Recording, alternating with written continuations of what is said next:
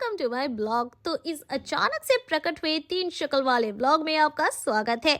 और इस बिना सिर पैर वाले ब्लॉग का सिर और पैर ढूंढकर अपना कीमती वक्त जाया मत कीजिए, पर हाँ, अपना कीमती वक्त इसे देखने में जरूर खर्च करना। तो शुरुआत करते हैं बानीपुर मेले में सुंदर सुंदर हैंड पेंटेड सामानों को देखकर। और इधर हमने देखा पहले ही बहुत ही सुंदर हैंड पेंटेड बॉटल्स और प्लेट्स। फिर हम पहुंच गए एक क्रोशे शॉप में जहां पर बहुत सारे सुंदर क्रोशे के सामान देखे। फिर उधर से हम पहुंचे इस दुकान में जहां पर थे बहुत सारे हैंडमेड बैंगल्स और ज्वेलरीज। फिर बगल वाली दुकान में था बहुत सारी सुंदर सुंदर हैंड पेंटेड वुडन वर्क की चीजें। फिर अचानक से मेरी नजर पड़ी बगल वाली दुकान में और उधर कुछ देखकर मैं उधर दौड़ के चली गई। वो चीज क्या है वो बताती हूँ। पहले मैंने देखा यहाँ पर बहुत सारे सुंदर मॉडर्न और ट्रेडिशनल ज्वेलरीज।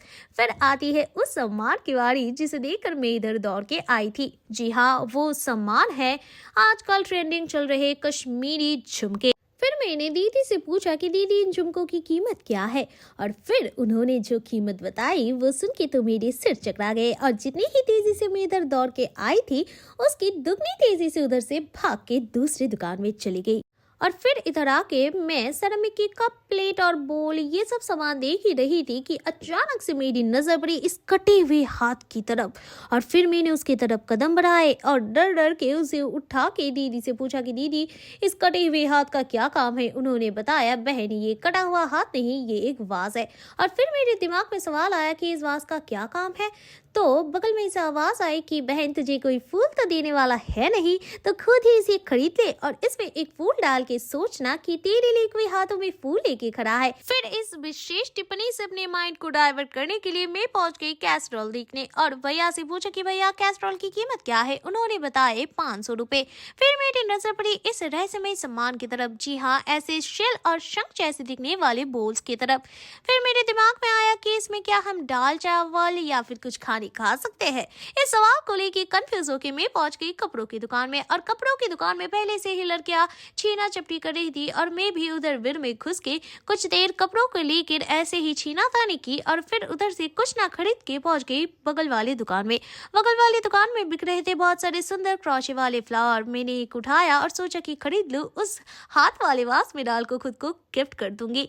और फिर हम पहुंच गए थे चाय की दुकान में। मैं तो चाय पीती नहीं, पर मेरी दोनों मौसियों को चाय की बहुत ही तलब लगती है। तो इधर खड़े होके मैं तो चाय पी नहीं रही थी, तो मैंने सोचा कि मैं चाय बनते हुए एक वीडियो ही बना लेती हूँ, क्योंकि आजकल ये बहुत ट्रेंडिंग चल रहा है। तो उधर बन रही थी तंदूरी चाय। इसके लिए भैया ने कुल्हड़ को गर्म किया और फिर उसे डाल दिया चाय के अंदर। और इस वाक्य से चाय को बहुत गुस्सा आया और चाय इधर फूट फूट के कुल्हड़ से बाहर आने लगा। और इस उबलते हुए चाय को भैया ने सर्व कर दिया कुल्हड़ में लेके और बन गई तंदूरी चाय। तो मैं इसका नाम देती हूँ गुस्से वाले चाय। और फिर मेरी दोनों मौसियाँ इस गुस्से वाले तंदूरी चाय को एंजॉय कर रही थी और मैं इधर इन दोनों को रिकॉर्ड कर रही थी। फिर मैंने इन दोनों से पूछा कि तुम दोनों को कैसा लगा इस चाय को पीकर। तो उन दोनों ने रिव्यू दिया बहुत अच्छा।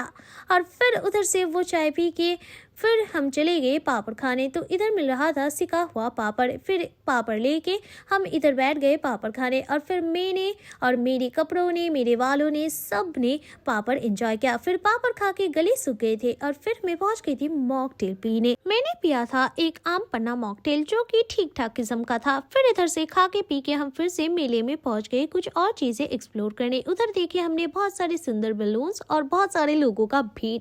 और इधर से बहुत सारे चीजों को देखकर हम पहुंच गए थे घर। Thank you for watching. और ऐसे ही बिना सिर पैर वाले व्लॉग देखने के लिए सब्सक्राइब।